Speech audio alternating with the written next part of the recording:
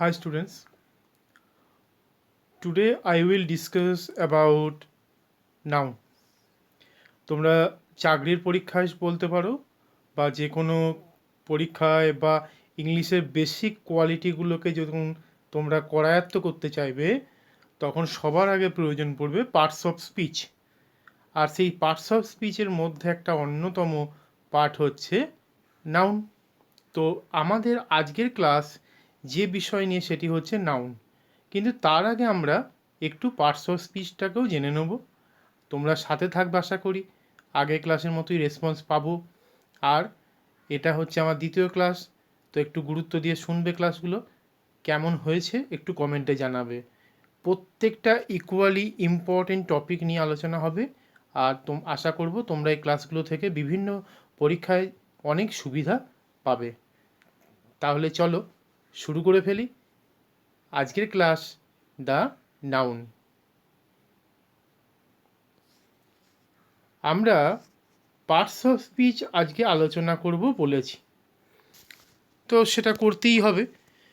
তো parts of স্পিচে যাওয়ার আগে আমাদের প্রথমে জানতে হবে এর বাংলায় আমরা কি বলবো একে।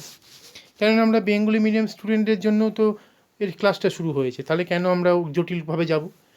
একটা বাক্যের যখন বেশ কিছু অংশ থাকে বা কয়েকটি শব্দ নিয়ে যখন একটি বাক্য গঠিত হয়, তখন সেই শব্দগুলি একে অপরের সঙ্গে একটা বন্ডিংয়ে যুক্ত হয়।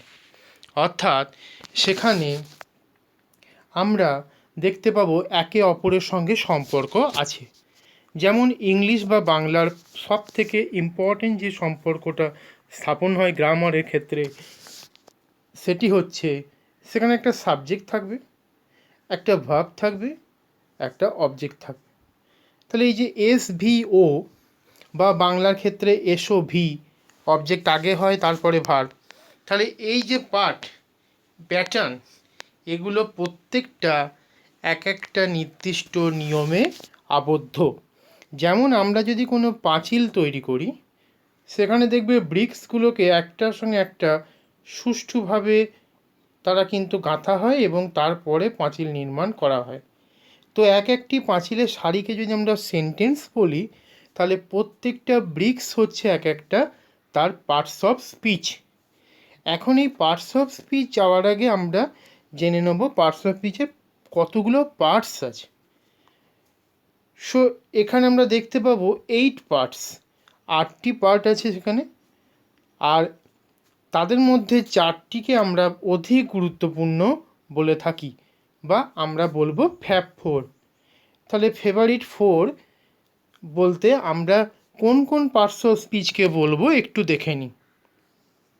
কি আছে দেখো, প্রথম ভার্ব আছে, অর্থাৎ ক্রিয়াপদ, এক্সপ্রেস দ্য অ্যাকশন। নাউন আছে নেক্সট, যেটি হচ্ছে এক্সপ্রেস আ থিং, কোনো বস্তু সম্পর্কে বলছে। ইভেন বস্তুর মধ্যে আমরাও আছি, মনুষ্যরাও বলতে পারো। 3 নম্বর হচ্ছে adjective, that tells us more about a noun. আর নেক্সট হচ্ছে adverb, that tells us more about verb. তাহলে কি কি দেখো, খুব সুন্দরভাবে মনে রাখার সুবিধা। একটা হচ্ছে ভার্ব, আর একটা হচ্ছে ভার্বকে নিয়ে বলা অ্যাডভার্ব, একটা হচ্ছে নাউন, আর নাউনকে কোয়ালিফাই করা অ্যাডজেক্টিভ। তাহলে এই 4টে হচ্ছে main part or main parts of speech, যাকে আমরা বলতে পারি ফেভারিট 4। এখন বাকি তাহলে পড়ে থাকছে কটা, 8টি বাদ দিলে 8টি থেকে 4টি চলে যাচ্ছে, তাহলে 4টি। এগুলোকে আমরা বলতে পারি পার্টস অফ স্পিচ আর মোস্টলি স্মল ওয়ার্ডস। এগুলো কি কি? প্রোনাউন থাকবে, দ্যাটস রিপ্লেস আর নাউন, নাউনকে রিপ্লেস করে প্রোনাউন বসে, আমরা প্রোনাউনের ক্লাসে দেখে নেব কি কি হয়। Preposition, that links are noun to another word, একটা নাউনের সঙ্গে অন্যান্য ওয়ার্ডগুলোর মধ্যে লিঙ্ক করে হচ্ছে preposition. Conjunction, that's mean connection, আমি এই ওয়ার্ডটা ইউজ করতে চাই। আরও সহজ করে বললে হয় জয়েন্টস, কাদেরকে? ওয়ার্ডগুলোকে জয়েন করে, সিমিলার টাইপের ওয়ার্ড তাদেরকে জয়েন করে হচ্ছে, বা কোনো সেন্টেন্সকে জয়েন করতে পারে। তোমরা ওয়ার্ডসের জায়গায় আর একটা কথা বলতে পারো, সেটা হচ্ছে দুটো সেন্টেন্সকেও কখনো কখনো কনজাংশন জয়েন করে আমরা জানি, সেটা হচ্ছে যখন কম্পাউন্ড সেন্টেন্স হয় তখন। আর হচ্ছে ইন্টারজাকশন, দ্যাট ইজ আবেগসূচক অব্যয় বাংলায়, আমরা যাকে ইংলিশে বলবো এক্সপ্রেসেস ফিলিং। আমরা তার মধ্যে উদাহরণে যেতে পারি এই যে হাই, সো স্যাড বলে যে কথাগুলো বলি আমরা, এক্সপ্রেস দিতে যাই, হুররে, আউচ, এই সমস্ত ওয়ার্ডগুলো হচ্ছে এক একটা ইন্টারজাকশন। এ তো গেল পার্টস অফ স্পিচের গল্প, কিন্তু এর মধ্যে আর একটি ইম্পর্টেন্ট পার্ট আছে যেটা আমরা একটু দেখে নেব। কি সেটা? Modern English suggest that the determiners as a part of speech, but determiner is also a parts of speech. আমরা ডিটারমিনার কি সেটা তো আগের ক্লাসে করেছি, তোমরা দেখে নেবে। আর আজকে আমরা ডিটারমিনারটাকে কিন্তু পার্টস অফ স্পিচের মধ্যে রাখতে পারি বা কেন রাখবো, পরের লাইনটা একটু দেখে নিই। You know that article is so crucial along with other determiners. Actually it suggests the limit of noun, অর্থাৎ তার সংখ্যা। আমরা যদি আর্টিকেল ধরি, প্রথম বলি, তাহলে আর্টিকেল তার সংখ্যাগত পরিচিতি করিয়ে দেয়, তো তাকেও তো আমরা ছেড়ে পালাতে পারি না। তো আমরা বললাম রোহিত ইজ এ বয়, আমি তার জায়গায় যদি এরকম বলতাম দ্য বয়, বা আমি বললাম রোহিত ইজ গুড। এখন স্পষ্ট বোঝা যাচ্ছে ইজ হচ্ছে একটি ভার্ব, গুড হচ্ছে তার কোয়ালিটি, আর রোহিত হচ্ছে নাউন। কিন্তু তার পরিবর্তে লিখলাম the boy is good. Even এই কেসে আমরা দেখতে পাবো দ্য কথাটা কিন্তু এসেছে একটা আর্টিকেল, তাহলে সেটাও তো সেন্টেন্সের পার্টস অফ স্পিচ। তো parts of speech that's mean আমরা যা বলবো তার বিভিন্ন পার্টগুলি হচ্ছে পার্টস অফ স্পিচ। লেখাতে আমরা বলতে পারি বাক্যের অংশ। তাহলে সেদিক থেকে তোমরা মনে রেখো মডার্ন ইংলিশ কিন্তু 9টা পার্টস অফ স্পিচের কথা বলে। কখনো যেন এরকম প্রশ্ন হতে হয় না, স্যার আপনি আবার কি বাড়তি কথা বলে দিলেন। আমরা কেন হয় সেটাও কিন্তু বুঝিয়ে দেওয়ার চেষ্টা করেছি। আজকে যে টপিক সেটা এবারে আলোচনা করব সেটা হচ্ছে নাউন। সো নাউন কি? Noun is defined as a name of any person or thing. তাহলে কোনো বস্তু বা কোনো ব্যক্তিকে বোঝায়, যার নাম বোঝায়, তা হচ্ছে noun. It gives an identity two everything. এটা দেখো আরও ভালো কীরকম, এটা পরিচিতিকরণ করে। একটা নাউন সবসময় পরিচিতিকরণ করে যে এই লোকটার নাম কি। তার যে আমরা যেমন আইডি কার্ডে কি দেখি, তার নামটা দেখি, তো সেই নামটা কোনো ব্যক্তির নাম কি সেটা জানা যায় যেমন, অর্থাৎ তাকে একটা আইডেন্টিটি দিচ্ছে, তার পরিচিতিকরণ করছে। এখন এই নাউনকে আমরা দুটো পার্টে ভেঙে ফেলতে পারি। কী কী সেগুলো? Concrete noun, abstract noun. একটা কোয়েশ্চেন তোমাদের মাথায় ঘুরফির করছে। আমরা জেনারেলি পড়েছি নাউন হচ্ছে 5 প্রকার। তাহলে স্যার আপনি কি বলছেন, এখানে দুটো ভাগে ভাগ করে ফেললেন, একটা কংক্রিট, একটা অ্যাবস্ট্রাক্ট।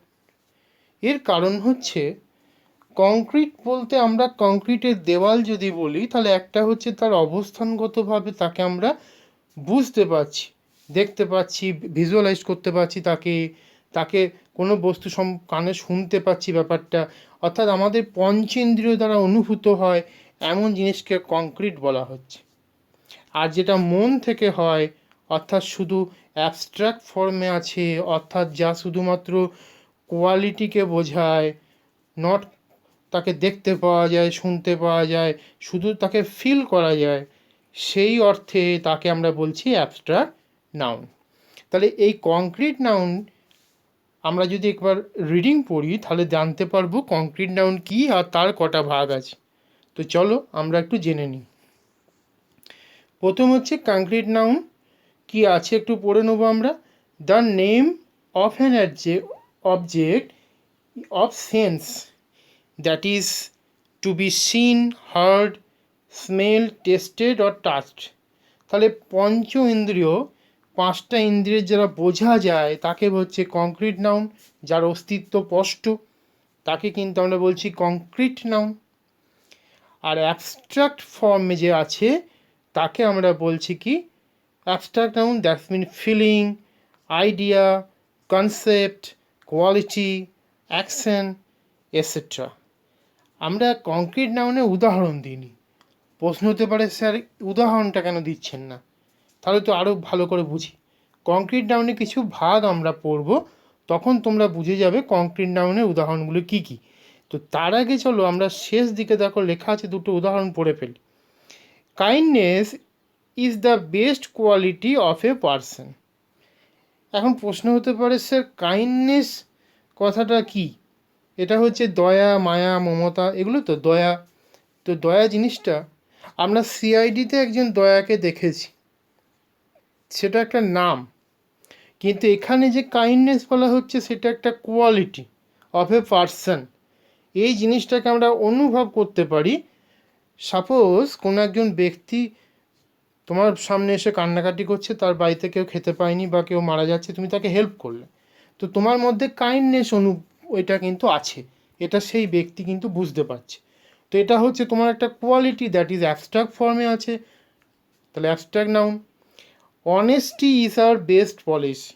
যদিও এই পলিসিটা সকল ক্ষেত্রে মানা যায় না, তবু দেখবে তোমাদের যখন কোনো সময়তে বছরের প্রথম দিনের অনুষ্ঠানগুলো হয়, তখন একটা করে হাল খাতা সারার পর তোমাদের হাতে একটা করে ক্যালেন্ডার দেওয়া হয়, আর তাতে একটা জিনিস লেখা থাকে, ব্যবসায়ী প্রতিষ্ঠানে honesty is our best policy. তাহলে এখানে অনেস্টি কথাটা হচ্ছে সততা, যাকে দেখতে পাওয়া যায় না, যা শুধু ক্রেতারা অনুভব করতে পারে যে এই ব্যক্তি কতটা সৎ দোকানদার, তো সেটা হচ্ছে অনেস্টি কথাটা হচ্ছে তার এগেনস্টে বসছে। তাহলে এই দুটো জিনিসই হচ্ছে অ্যাবস্ট্রাক্ট নাউনের উদাহরণ। তোমরা কমেন্টে আরও জানিও, যদি শুনে থাকো পুরোটা, অ্যাবস্ট্রাক্ট নাউন স্যার আর কী কী হতে পারে, আমরাও জানি স্যার এগুলো হবে কি, বলে একটু কমেন্ট ঠুকে দিও। তাহলে এই যে কংক্রিট নাউনটা আমরা পড়ছি, এর আবার চারটে ভাগ আছে। কি কি? আমরা একটু পেজটাকে যদি এরকম রাখি, দেখো সবটা দেখা যাচ্ছে। Proper noun, common noun, collective noun and material noun. তাহলে এই চারটি নাউন আমরা পেয়ে গেছি। এখন প্রত্যেকটি পার্ট আমরা পড়ে ফেলব। চলো ফার্স্ট পার্টে যাব, that is proper noun. Proper নাউনটাকে একটু পড়ে ফেলি আমরা সবাই মিলে। Proper noun is the name of one particular person, place, thing etcetera as distinct from every other. আমরা প্রপার নাউন বলতে কোনো একজন নির্দিষ্ট করা ব্যক্তি, জায়গা, কোনো বিষয়কে আমরা কিন্তু প্রপার নাউন হিসেবে বলতে পারি। The first letter of a proper noun should be capitalised no matter where it appears in a sentence or how it is being used. Proper noun যখন কোনো সেন্টেন্সে বসবে, তখন সেখানে আমরা কিন্তু ক্যাপিটাল অক্ষর কিন্তু ইউজ করব, ক্যাপিটালে কিন্তু ফার্স্ট কথাটাকে লিখব। যেমন কোনো ব্যক্তির নাম, কোনো ব্যক্তির নামকে যখন আমরা লিখছি, আই নো রাজ, আবার লিখছি রাজ ইজ আ গুড বয়। তাহলে এ দেখো প্রতিটা ক্ষেত্রে আমরা যদি আগে পরে যেখানেই লিখি, রাজ নামটার প্রথম অক্ষরটা কিন্তু কোনো মতেই ছোটো হাতে হচ্ছে না। এখন এই প্রপার নাউনের আবার অনেক রকম ধরন হয়, উদাহরণগুলো তোমরা প্রত্যেকটাই জানো। তো কী কী ধরনের হয় আমরা একটু সিরিয়াল বাই জাস্ট একটু রিড করে নেবো, পড়ে নেব। কী আছে প্রথম? নেমস অফ পিপল, ব্যক্তিদের নাম। নেক্সট প্লেস নেম, কোনো জায়গার নাম। হিস্টোরিক্যাল, হিস্টোরিয়াল তোমার ফ্রেড হতে পারে, কোনো ইভেন্ট হতে পারে, তার আগে দা যোগ করে আমরা তাকে কিন্তু প্রপার নাউন বলতে পারি। যেমন আগের দিন একটা পড়েছিলাম দ্য সিপয় মিউটিনি, তাহলে এই ঘটনাটা, বা দ্য সেকেন্ড ওয়ার্ল্ড ওয়ার, এইগুলোর ক্ষেত্রে কিন্তু আমরা দেখতে পাচ্ছি এগুলো কিন্তু এক একটা প্রপার নাউন। ল্যাঙ্গুয়েজ অর ন্যাশনালিটিস্ট, এক্ষেত্রেও কিন্তু দ্য ইউজ হয়। স্পেসিফিক টাইটেল, কোনো নির্দিষ্ট নামের ক্ষেত্রে কিন্তু দা আছে শিরোনামের ক্ষেত্রে। এরপরে তো খুব সহজ, তোমরা প্রত্যেকেই জানো, নিউজ পেপার, ম্যাগাজিন, জার্নালস, এদের নামের আগে কিন্তু দা বসে থাকে, যেমন the Times of India. Geographic location, ভৌগোলিক অস্তিত্ব আছে এমন জিনিস, তা দা বসছে। Months, days of a week, এগুলোর ক্ষেত্রেও কিন্তু এগুলোকেও আমরা কিন্তু বলতে পারি প্রপার নাউন। সবার ক্ষেত্রে এই দা কিন্তু নয়, যেমন এগুলোর ক্ষেত্রে দা বসবে না। এবারে দেখো, তারপরে আছে দেখো হলিডে, কোনো ছুটির দিন। প্ল্যানেট, স্টার্স, অ্যাস্ট্রোনমিক্যাল নেমস, সবাইকে কিন্তু ফার্স্ট অক্ষর আমরা কিন্তু কিসে লিখতে পারি? ক্যাপসে লিখতে পারি, ক্যাপিটালে। কোনো বুক অর্থাৎ বইয়ের নাম। Cities, states, regions, faiths, company, organisation, সকল ক্ষেত্রে ফার্স্ট নাম আমরা প্রপার নাম হিসেবে যেহেতু নাউন হিসেবে ইউজ করছি, তাই তার প্রথম অক্ষরটা কিন্তু বড় হাতে অবভিয়াসলি হবে। এটা হচ্ছে প্রপার নাউনের একটা রুলস, আমাকে তোমাকে সকলকেই এটা মেনে চলতে হবে। Next, you can avoid capitalization কোথায় কোথায়? ইন ইয়োর রাইটিং, যদি কোনো সিজন থাকে তার আগে কিন্তু প্রথমটা আমরা দা নাও লিখতে পারি, যেমন দ্য সামার, যেটা এখন ফিল করছি আমরা গরম। দ্য রেনি সিজন, প্রতিটা সিজনের আগে কিন্তু আমরা দা লিখতে পারি, কিন্তু এই জায়গাটায় কিন্তু আমরা বড় হাতে দিতে হবে, তার কোনো বাধ্যবাধকতা নেই। General subjects, courses, general titles, যেমন দ্য প্রেসিডেন্ট কথাটা লিখছি, তখন প্রেসিডেন্টের সামনে পিটা কিন্তু বড় হাতে না দিয়েও হবে। এবার একটা ভাইটাল ইম্পর্টেন্ট বা ভাইটাল কথা বলতে পারো, সেটা হচ্ছে একটা জিনিস বসবেই, the is used in front of the proper noun. সাধারণত নাম ছাড়া কোনো কিছুকে প্রপার নাউন হিসেবে মিন করতে গেলে আমাদের কিন্তু সামনে দা ইউজ করতে হয়। যেমন the man is so dangerous, এই ব্যক্তিটি কিন্তু খুব খুব খারাপ ব্যক্তি, তো দ্য ম্যান। এখন এই ম্যান কথাটা কিন্তু অন্য নাউনের মধ্যে পড়ে, পরেই আসছে কমন নাউন, কিন্তু অ্যাকচুয়ালি তার আগে দা বসিয়ে দিলে সে প্রপারে বসে যাচ্ছে। আবার the Times of India, the president of India, দেখো এখানে দ্য কথাগুলো কিন্তু বসছে এবং তাদেরকে প্রপার নাউন আছে বলে তার আগে দা বসছে। দ্য কনস্টিটিউশন অফ ইন্ডিয়াও বলতে পারি আমরা, সংবিধান, মহামান্য সংবিধান আমাদের, এটাও কিন্তু হতে পারে। এবারে যাব আমরা কমন নাউন। কমন নাউন কি? আ common noun is a word used to name a general item.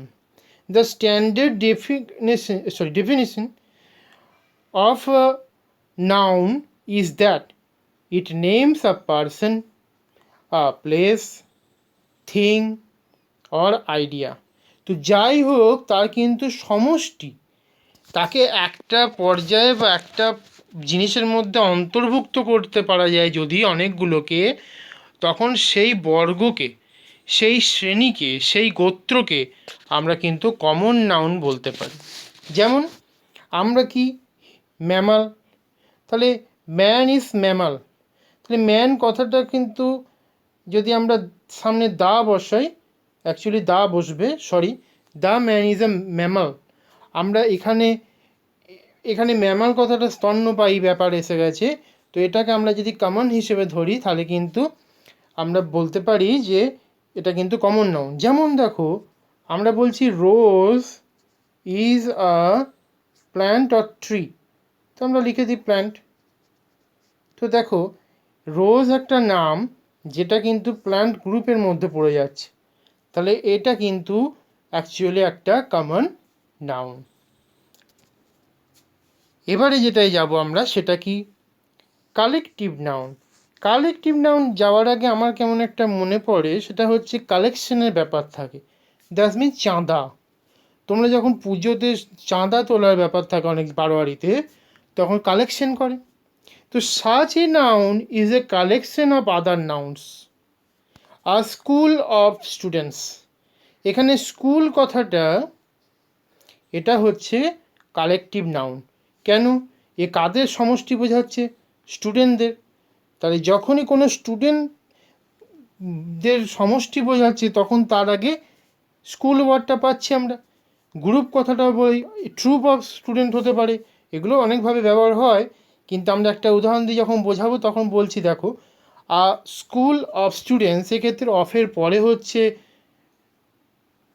তোমার কমন নাউন্স, আর সামনে কি থাকছে যে ওয়ার্ডটা সেটা কিন্তু ওই নাউনের সমষ্টি বোঝাচ্ছে। তাহলে সেই জন্য পরেরটা প্লুরাল হলো এ সিঙ্গুলার হিসেবে বসছে, কিন্তু মানেগতভাবে হচ্ছে অনেকজনকে বোঝায়, কিন্তু স্কুলস ওয়ার্ডটা থাকবে না। এটা হচ্ছে কালেকটিভের রুল। এখানে কখনোই স্কুলস অফ স্টুডেন্টস হতে পারে না, স্কুল অফ স্টুডেন্টস। তাহলে এই স্কুলটা কিন্তু অ্যাকচুয়ালি একটা কালেকটিভ নাউনেরই উদাহরণ। আমরা একটা ছোট্ট জিনিস একটু বুঝে নিই, তারপরে পাশে কালেকটিভ নাউন্সগুলো কিন্তু আমরা একটু রিড করব। ধরে নাও এ বলে একটি স্টুডেন্ট আছে, তাহলে তার নাম হচ্ছে এ, তার মানে সে প্রপার নাউন। সে তার মতো আরও কিছু স্টুডেন্ট আছে B, C, D, E, F, up to ধরো জেড পর্যন্ত আছে। তাহলে এতগুলো স্টুডেন্ট আছে, এরা এ নাম বলে তো একজনই সাড়া দেবে, আবার হয়তো সি বলে ডাকলাম একজন সাড়া দিচ্ছে, কিন্তু এরা টোটালে কি প্রত্যেকেই এক একজন স্টুডেন্ট। ভালো করে বুঝবে এটা। তাহলে এই স্টুডেন্ট পার্টটা হচ্ছে কমন নাউন। এখন এই যে নামগুলো স্পেসিফিক বলেছিলাম, এগুলো কি এক একটা প্রপার নাউন। এখন এই স্টুডেন্টগুলো আবার যদি সমষ্টিগতভাবে বসে, তখন আমরা বললাম আজকের উদাহরণ অনুসারে স্কুল অফ স্টুডেন্টস। তাহলে এই স্কুল কথাটা কি হলো? Collective noun. তাহলে একে অপরের সঙ্গে কিভাবে সম্পর্ক আছে দেখো, সেটা বোঝাতে চাইছি। প্রপার কমনেরই পার্ট, কমন নাউনগুলোকে একত্রে যখন ডাকবো তখন আমরা কি পাচ্ছি? Collective nouns. হোপ এই জিনিসটা তোমাদের মাথায় পৌঁছে গেছে। এগুলো কিন্তু খুব ক্রুশিয়াল, ঠিক আছে? তো চলো আমরা কতগুলো কালেকটিভ নাউন সামনে আছে জাস্ট একটু রিডিং করে নিই। A cloud of dust, a bevy of ladies, a murder of crows, a book of notes, a chest of drawers, a school of whales. 6টা হলো।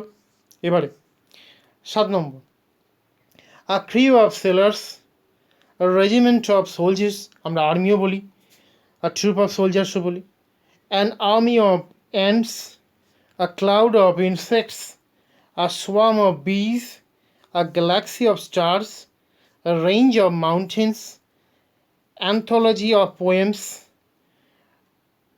a pack of thieves। তাহলে এই 15টাই কিন্তু পরীক্ষা আসবে তার কোনো মানে নেই। আমরা দ্রুত একটা টেলিগ্রাম লিঙ্কের চ্যানেল খুলছি, সেখানে আমরা এগুলো তোমাদের পিডিএফ পোর্শন অনুসারে প্রোভাইড করে দেবো ক্লাসের পর। তো সেটার জন্য একটু গ্রুপের লিঙ্কটায় তোমরা পৌঁছে যাবে এবং সেখান থেকে তোমরা কিন্তু এগুলো পেয়ে যাবে। আর অবশ্যই আমরা কিন্তু মক টেস্টগুলো নেব, সেগুলো কিন্তু টেলিগ্রাম লিঙ্ক আর হোয়াটসঅ্যাপে যারা আছো তাদেরকে কিন্তু আমি প্রোভাইড করে দেবো। Next, material noun. Such a noun denotes the matter of a substance or substance of which things are made। তাহলে কোনো বস্তু যে উপাদান দ্বারা গঠিত, যে উপাদান দ্বারা গঠিত সেটা হচ্ছে কি? সেটাই হচ্ছে ম্যাটেরিয়াল নাউন বা পদার্থগত বা বস্তুগত বিশেষ্য পদ। তাহলে একটা বক্স রাখা আছে বা একটা লগ রাখা আছে জিনিস, কাঠের টুকরো, তাহলে এই লগটা কি দিয়ে তৈরি? উড। তাহলে উড হচ্ছে ম্যাটেরিয়ালস, আর সেই জন্য এটা কি ম্যাটেরিয়াল নাউন, ঠিক আছে। তো আমাদের একটা উদাহরণ এখানে আছে, আমরা সেখান থেকেও দেখতে পারি কি আছে। The phone is made of plastic and metal. তাহলে ফোনের ইনগ্রিডিয়েন্টসগুলো কী কী আছে, বানিয়েছে কী দিয়ে, প্লাস্টিক এক নম্বর, আর দু নম্বর হচ্ছে metal. So this two are examples of material noun. The second example, the bricks are loose on this wall. তাহলে এখানে ওয়ালের যে উপকরণগুলো আছে সেগুলো কি, ব্রিক, সেগুলো লুজে আছে না টাইট দেখে লাভ নেই, আমি ইনগ্রিডিয়েন্টস বা উপাদানটা বুঝে নেবো কি সেটা, ব্রিক্স। তার মানে দেওয়াল আছে, তার মধ্যে হয়তো ইঁটগুলো থাকে সাজানো আছে, তো সেটা বলা হচ্ছে যে এগুলো লুজ করে রাখা আছে। তো এগুলো এক একটা কি, ওই দেয়ালের উপকরণ বা ওই দেয়ালের পার্টস, তো সেগুলো কি এক একটি ম্যাটেরিয়াল নাউনেরই উদাহরণ। এবারে আমরা যাব কাউন্টেবল আর আনকাউন্টেবল নাউন্স। এ দুটোকে নিয়ে ডিটেলস ক্লাস আমরা পরে রাখবো, তাই জাস্ট এগুলো আলোচনা করতে করে দিচ্ছি। Nouns can be classified as countable আর আনকাউন্টেবল। কেন? যা আমরা সচরাচর দেখতে পাই এবং যার সংখ্যাগতভাবে আমরা গুণে তাকে প্রমাণ করে দিতে পারি তার মধ্যে কতগুলো সংখ্যা আছে বা তার কোয়ান্টিটিটাকে আমরা চিহ্নিত করতে পারি, যেটা পারি সেটা হচ্ছে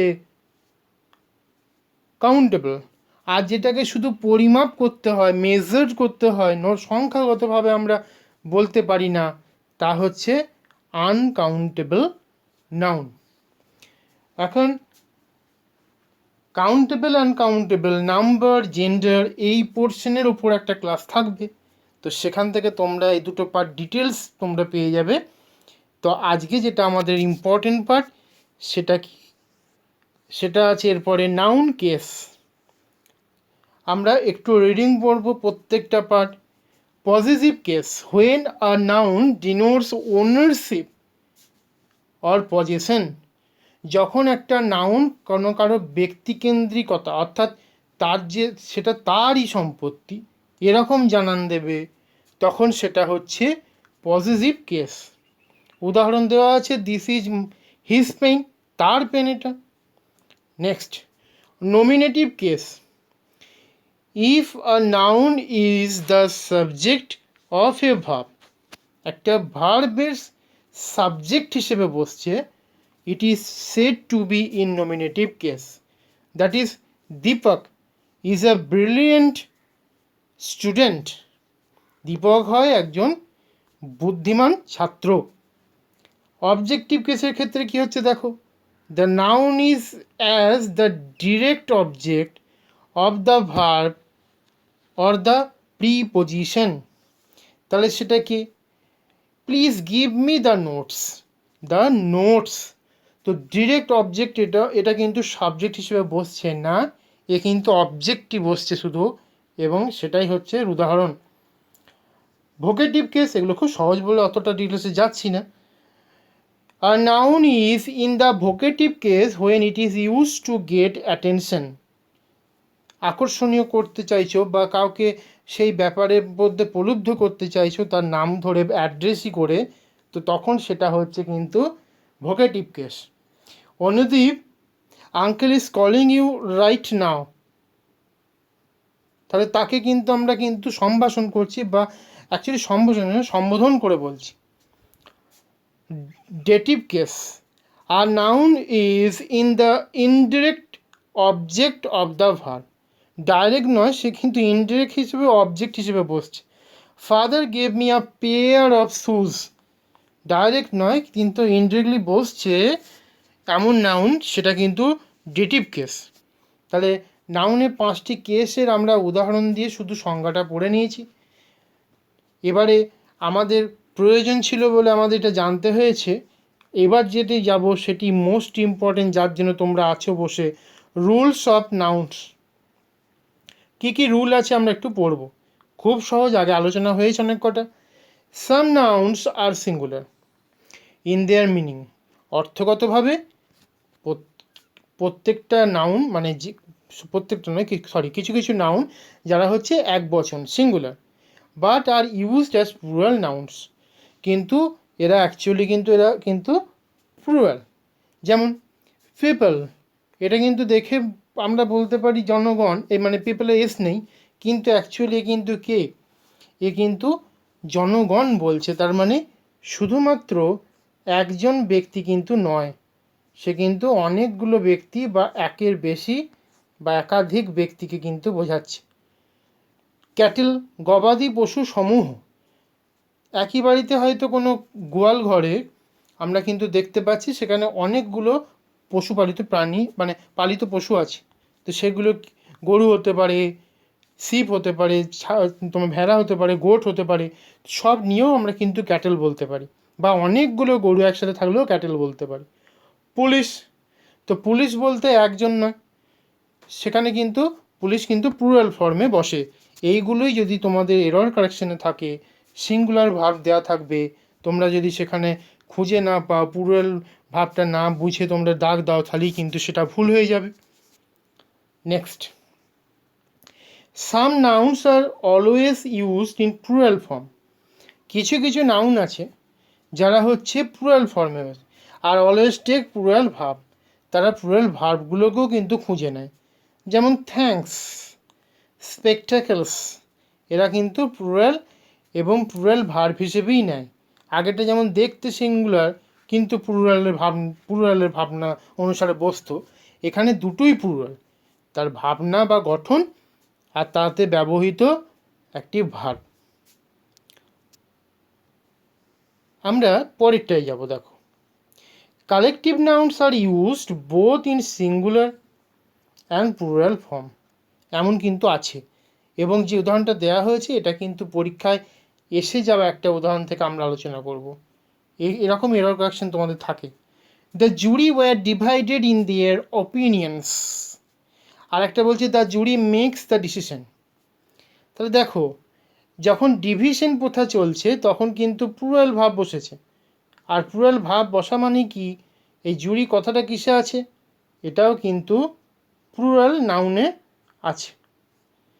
আর দেখো, the jury makes the decision, তার মানে সমবেত ব্যক্তিগণ একত্রে কিন্তু এই রায়টা দিয়েছে, অর্থাৎ জুরি বলতে তাদের সমষ্টিকে বোঝাচ্ছে। তো সেখানে কিন্তু জুরিটাকে আমরা কিসে পাচ্ছি বলো, সিঙ্গুলার ফর্মে পাচ্ছি, তাই তার ভাবটা কি বসেছে, দেখো, মেক্স বসেছে। এখানে অনেকগুলো দাগ দিয়েছি তোমাদের বোঝানোর সুবিধার্থে, কিন্তু অ্যাকচুয়ালি একটা জিনিস আমি ঘুরে ফিরে বোঝাচ্ছি, সেটা হচ্ছে, আমি একবার মুছে নিই, এটা হচ্ছে এই জুরি শব্দ দুটো দু জায়গায় দুরকম বসেছে। ডিসিশন যখন একসাথে যে জানাচ্ছে তখন সিঙ্গুলার, যখন তারা ডিভাইডেড হয়ে গেছে, পার্ট হয়ে যাচ্ছে, অর্থাৎ তাদের মতামতগুলো অন্যান্য মতামত, ধরো কোনো একটা টপিক নিয়ে মতামত চা হয়েছে, কেউ একজন বলছে পজিটিভে, কেউ বলছে নেগেটিভে, আবার কেউ বলছে ক্যান নট নো, তাহলে সেটা একটা 3 নম্বর মত, আবার কেউ একজন বলছে আমরা কিছুই জানি না এ ব্যাপারে, আপনি বলুন।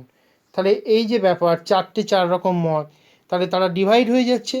তো সেই জন্য বলা হচ্ছে কি, যে কালেকটিভ নাউনের বেশ কিছু অংশ আছে যারা, উদাহরণ আছে যারা সিঙ্গুলারেও বসতে পারে, প্লুরালেও বসতে পারে। খেয়াল রাখতে হবে তার ধরনটা কীরকম আছে, সে কীভাবে বোঝাতে চাইছে, ঠিক আছে? মোস্ট ইম্পর্টেন্ট কিন্তু এটা তোমাদের এরর কারেকশনের জন্য। এবারে আমরা চলে এসেছি আরেকটা পয়েন্টে, কি সেটা, there are some nouns that always take singular verb, তাহলে কিছু কিছু নাউন আছে যারা দেখে তোমার মনে হবে যা বাবা, এটা তো প্লুরাল ফর্মে আছে, তাহলে ভাবটা সিঙ্গুলার আসে কি করে, এখানেই তো ভুল। না, ভুল নেই। যেমন সায়েন্সের কিছু সাবজেক্ট আছে, যেমন ম্যাথমেটিক্স আছে, তো এরপর একটা এস বসেছে মানে কিন্তু সিঙ্গুলারে আছে, প্লুরালে নেই। আমরা ইথিক্স বলছি, তো এটাও কিন্তু সম্পূর্ণরূপে একটা সাবজেক্ট এবং এটা সিঙ্গুলারে আছে। আর নিউজ কথাটাকে আমরা ভাঙলে পাই N for north, E for east, W for west, আর S for south. So news মানে খবর, অর্থাৎ চারিদিক নিয়েই কিন্তু খবর হয়। তাই শেষ এসটা সাউথকে বোঝাচ্ছে, ও কিন্তু কোনো মতেই প্লুরাল ফর্মে নেই। তাই the news is given by বলে এরকম বলা যেতে পারে, নিউজটি দিয়েছে, খবরটি দিয়েছে এই অমুক। তো এই ক্ষেত্রে আমরা কিন্তু সিঙ্গুলার ভার্ব কিন্তু ইউজ করব। তাহলে দেখতে প্লুরাল, কিন্তু গুণ বা কোয়ালিটি বোঝাতে গেলে যে ভার্ব প্রয়োজন পড়ছে, তখন কিন্তু সিঙ্গুলার ভার্ব খুঁজে নিচ্ছে সে। Next, material nouns generally do not take any article. Material noun সাধারণত কিন্তু কোনো আর্টিকেলের প্রয়োজন পড়ে না। তার আগে আর্টিকেল বলতে আমরা পড়েছি আগে এ, এন এবং দি। এই আর্টিকেলগুলি, তার মধ্যে এ এন হচ্ছে ইনডেফিনাইট আর্টিকেল আর দা হচ্ছে ডেফিনাইট আর্টিকেল। তাহলে আমরা একটু রিপিট করলাম জাস্ট। তো এখানে যেটা হচ্ছে my wife likes gold, third person S বসেছে, কিন্তু গোল্ড একটা জিনিস ম্যাটেরিয়াল, তার আগে কিন্তু দ্য গোল্ড কথাটা বসেনি। এর কারণ কি, ম্যাটেরিয়াল নাউন্স কখনোই তার আগে এ এন দিকে অ্যালাউ করে না সাধারণত। Next, neuter gender nouns are personified as masculine in case of strength and power. ক্ষমতা দেখানোর সময় পুংলিঙ্গে আমরা নিউটার জেন্ডারকে ব্যবহার করি যখন পার্সনিফাইড, মানে একটা জিনিস আছে নন লিভিং কোনো বস্তু, তার মধ্যে যদি আমরা লাইফকে ইনপুট করি, তো তখন সেটা হয়ে যায় কি, পার্সনিফিকেশন। তো সেই পার্সনিফিকেশন যখন করা হয়, তখন একটা গাছকে দেখি আমরা বলতে পারি সে, তাহলে গাছের আত্মকথা বলতে গিয়ে আমি তার মধ্যে পুট হয়ে যাচ্ছি, এই ব্যাপারটা। অর্থাৎ একটি গাছের আত্মকথা, গাছ কি কথা বলে না। তো সেরকমই নিউটার জেন্ডারকে যখন আমরা ম্যাসকুলাইন ফর্মে ইউজ করব, তখন জানতে হবে তার স্ট্রেংথ, তার পাওয়ারকে ইম্পোজ করছি। আর যখন ফেমিনাইন অর্থাৎ স্ত্রীলিঙ্গে কথা বলছি তাকে নিয়ে, তখন তার বিউটি আর গ্রেস নিয়ে কিন্তু আমরা আলোচনা করছি এই অর্থে। ঠিক আছে?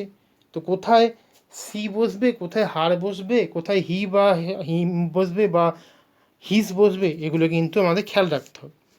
এভাবে তো হবে না, একটা উদাহরণ দিয়ে আলোচনা করে দিই। কি আছে? The sun spread his lights. তাহলে এখানে আলো স্প্রেড করছে, তার পাওয়ার আছে। তো আমরা সানকে কিন্তু কিসে ধরে নিলাম, হিজ কথাটা বসেছে মানে ম্যাসকুলাইনে বসছে, দ্যাটস মিন এটি হচ্ছে পুংলিঙ্গ। The earth tolerates us as her children. কেন? মায়ের সহ্য শক্তির সঙ্গে তুলনা করা হয়েছে কাকে? ধরিত্রী মাকে, অর্থাৎ পৃথিবীকে। আমরা পৃথিবীকে মাই বলি। তো এখানে সেই জন্য এটি ফেমিনাইন কেস ঘটছে বলে এর ক্ষেত্রে কিন্তু হার কথাটা বসেছে। একবার হিজ বসেছে সানের ক্ষেত্রে, আর আর্থের ক্ষেত্রে বসছে কি, হার কথাটি কিন্তু বসছে। তাহলে ক্লিয়ার হয়ে গেছে কনসেপ্টটা, যে নিউটার জেন্ডারকে, যার কোনো অস্তিত্বই নেই পুং বা স্ত্রী বলে, তাকে কিন্তু আমরা এভাবে কিন্তু বসাতে পারি, ইউজ করতে পারি পার্সনিফিকেশন যদি করে থাকি তখন। Next, small creatures, insects or very young children, neuter gender. কেন? একটা ক্রিয়েচার, একটা কোনো পশু পাখি, একটা ইনোসেন্ট প্রাণী, একটা পোকা কি একটা ছোট শিশু, তাদেরকে কিন্তু আমরা কখনোই কোনো রকম পুংলিঙ্গ বা স্ত্রীলিঙ্গ, যাকে আমরা এখনই পড়ে এলাম মাস্কুলাইন, বা আমরা কিন্তু তাকে ফেমিনাইন এই ফর্মে আনতে পারি না। তাকে যেটা রাখবো সেটা হচ্ছে নিউটার জেন্ডারে। তো উদাহরণ কি আছে? The baby wants food every hour or it starts crying. এখানে ইট কথাটা কাকে কোয়ালিফাই করছে? বেবিকে কোয়ালিফাই করছে, অর্থাৎ শিশুটিকে কোয়ালিফাই করছে। শিশুটিকে কিন্তু আমরা কখনোই সে একটি সন্তান নাকি একটি কন্যা সন্তান, আমরা পুরুষ সন্তান না কন্যা সন্তান আমরা কিন্তু দেখতে যাব না। শিশুকে কিন্তু আমরা নিউটারে রাখছি, তাই তার পরিবর্তে সি অর হি কিন্তু না লিখে ইট ইউজ করছি। এবারে আমরা যাব last. Collective nouns are used as neuter gender even if they are used to refer to living beings. কীরকম সেটা ব্যাপারটা একটু উদাহরণ দেখি ফার্স্টে। The team gave its best performance. তাহলে এখানে টিমটা প্লেয়ারদেরকে সমষ্টিকরণ করছে, তাহলে কালেকটিভ নাউন সেক্ষেত্রে নিউটার জেন্ডারে বসছে। আমরা কিন্তু টিম বলতে কোনো নারী পুরুষ ভেদাভেদ করে বলছি না, তো সেক্ষেত্রে দ্য টিম কথাটা নিউটারে বসছে এবং এটা নাউনের আরেকটি নিয়ম, খুব ভালো নিয়ম, সহজ করে বললাম।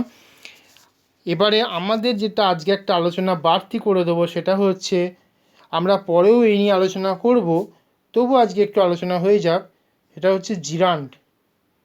জিরান্ড কী জিনিস? জিরান্ডও কিন্তু অ্যাকচুয়ালি একটা নাউন। এই নাউনটা কিভাবে হয়?